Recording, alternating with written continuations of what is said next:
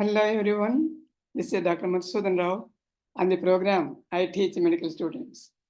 In today's class, I'm going to talk briefly on Romberg's sign. Romberg's sign has been used as a part of the clinical examination of the nervous system. It is an important sign. That is, it can diagnose certain of the specific neurological disorders. It's a non-technical test that identifies the dysfunction of the disorders associated with the posterior column lesion, disturbing the proprioception. Proprioception can be defined as the sense of awareness of the body position and the movement. Okay. This proprioception is one of the components of that enables us to maintain the balance and the stability of the body. There are two other sensory components, that is vestibular and the ocular components, which are responsible in order to maintain our erect position and the stability. Okay. Romberg's sign eliminates these components, especially the ocular component, and tests the integrity of proprioception. Let us look into this particular test, how it works.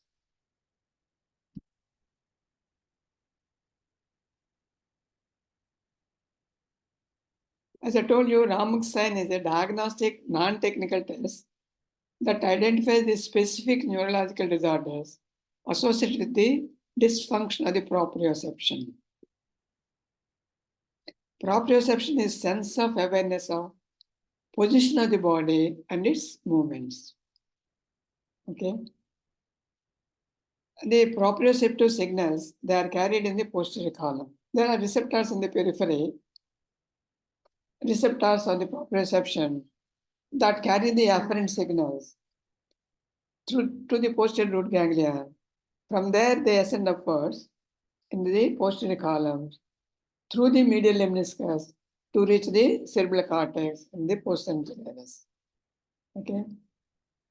And the injury at any point of the stretch of posterior columns can result in the loss of proprioceptive function, ultimately result in the disturbance of balance and stability of our body.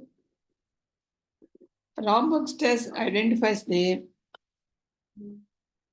ability of the individual to stand with the legs closed together and eyes closed. Okay. When the eyes are open, he can stand erect with the legs closed by.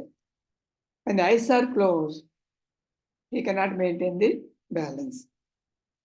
The very complaint of the patient that comes to you is he is unable to maintain the body balance during night time. And also some of the patients come with the complaint that they are unable to maintain the balance while they are washing their face. So in these individuals, you can administer the Romberg's sign and identify the integrity of the posterior columns.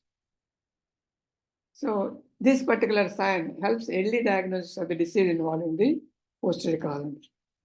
Okay, either it could be a trauma to the spinal cord, or it could be chronic deficiency of the vitamin B12, which results in the subacute combined degeneration and demyelination of the posterior column,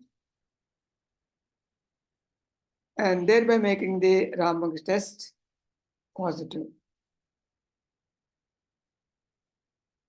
Well, as I told you, Romberg's sign is a diagnostic non-technical test which exposes this specific neurological dysfunction. That is nothing but the proprioception. Romberg's eliminates ocular and vestibular signals and identifies the proprioception-related disorders. Okay. Proprioception-related disorders usually affects the posterior columns. Okay.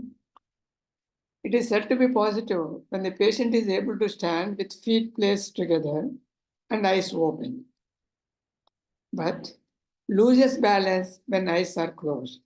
This is what happens in the positive Romberg's test.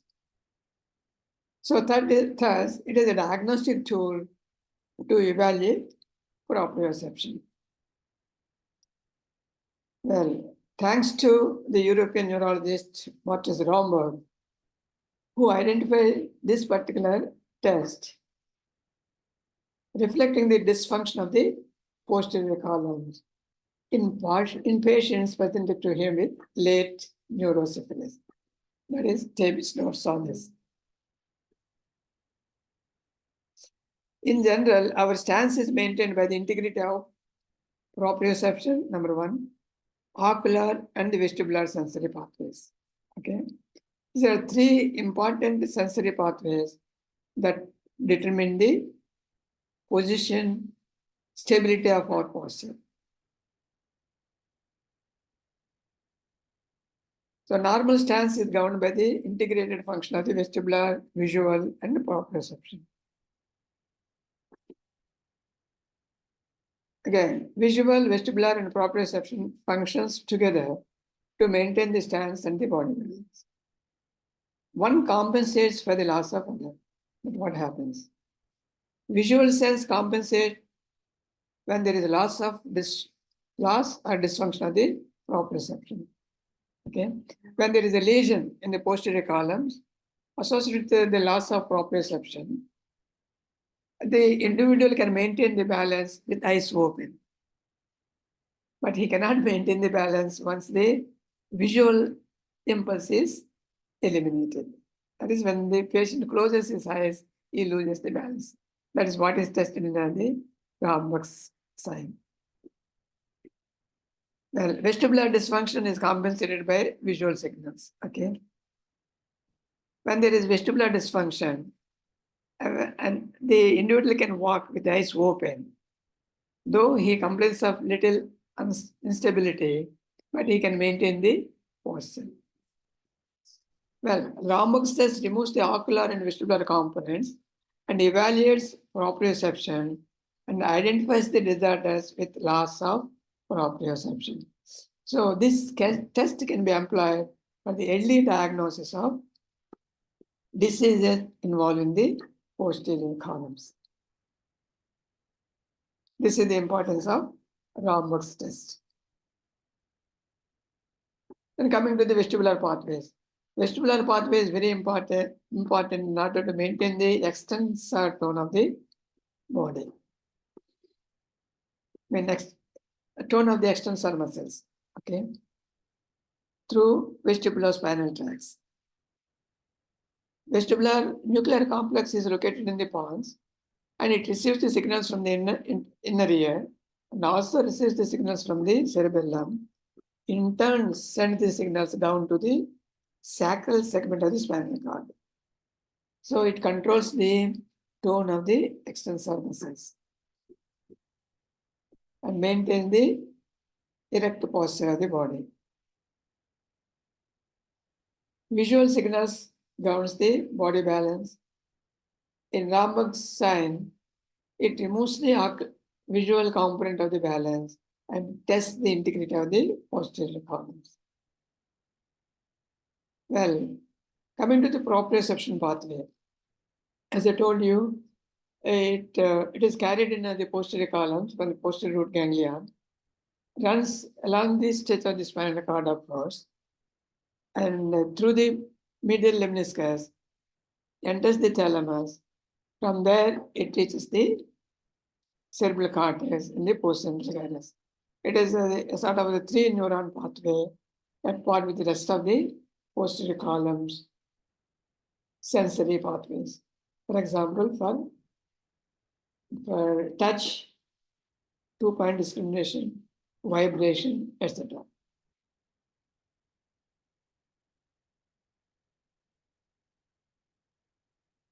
Cerebellum. Cerebellum plays an important role to maintain the motor component of the body balance. It is responsible to maintain controls the axial muscles and also the coordinates the limb muscles. Romberg's is not going to evaluate the cerebellar function. Okay. In patients with cerebellar ataxia, they cannot maintain the balance even with eyes open. Okay. Whereas in the injury to the posterior columns, the patients will have the sensory ataxia. That's what differs from the motor ataxia of the cerebellar ataxia and the sensory ataxia of the posterior columns. In sensory ataxia, which is due to the posterior column injury, patient can maintain the balance with eyes open, okay, because ocular function compensates the proprioceptive dysfunction. So once eyes are closed, the body cannot maintain the balance because of the disturbance in the posterior columns. But how it is tested through the Romberg's test. So what are the indications? But Romberg's sign is used as a part of the clinical examination of the nervous system. It should be administered to all the patients who present to you with the neurological symptoms. And especially in those patients who comes that they are unable to maintain the balance in dark. And when the individual comes to you saying that I am unstable, I cannot maintain the balance of the body while I am washing the face. Okay. And in the individuals with the history of trauma to the spinal cord, in the persons with the vascular lesion, and patients suffering from tabes dorsalis or late neurosyphilis, and patients suffering from the chronic vitamin B12 deficiency, that is subacute combined degeneration, and patients with Wernicke's encephalopathy due to chronic alcoholism, and those with Friedreich's ataxia, and those suffering from the Parkinson disease. And these individuals, they suffer from the gait disturbance, and they are unable to maintain the stability or the balance of the body. This test should be administered. Okay, these are some of the indications. But in general, we are going to apply this sign in all the patients as a part of the examination of the nervous system. So what is the technique? First, explain the technique to the patient. Ask him to remove the shoes and socks. Let him stand with the legs close together, but about shoulder width apart. So upper limbs cross in front of the chest and hands to be on opposite shoulders. Okay. In the first phase of the test, patient keeps his eyes open and you observe for the balance. And in the second phase, ask the patient to close his eyes and look for the balance. You should be close to the patient in order to avoid injury due to falls. Okay. Then he should remain in this posture for about 60 seconds. Observe whether the patient is swaying or stepping out to the side of the swaying or falling. So this is how the standard Romberg's test is carried out.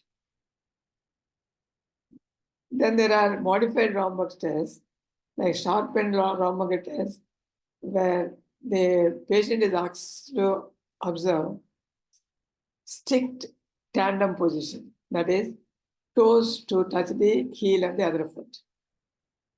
This position has to be maintained in order to observe for sharpened Romberg's test. There is single leg stance test, which is applied for the patients with Parkinsonism and also in elderly patients. And it should be tested on both the sides. and repeated about 3 times. The patient is asked to stand for about 60 seconds with eyes open. Okay. This is the important instruction. Ask the patient to stand on one leg and keep his eyes open. Okay. Then observe for the balance. There is another test that is called sitting and rising test. Again, employed in elderly patients who recover from stroke. This is used to assess the mortality. The another one is get up and go test. The patient is asked to go out freely. Let him walk out freely after getting up. Then observe his stability while walking. So these are the certain of the modified Romberg tests in order to evaluate the integrity of the posterior columns. And thanks to Modrich Romberg to describe this particular test in order to identify and diagnose the injury to the posterior columns of the proprioception at the earliest stage in order to avoid morbidity and mortality. And most of the patients, once treated, they are going to recover well. And this is the benefit of Romberg's test that is applied in the neurological examination of the patients in order to identify the specific disorders associated with the posterior column injury.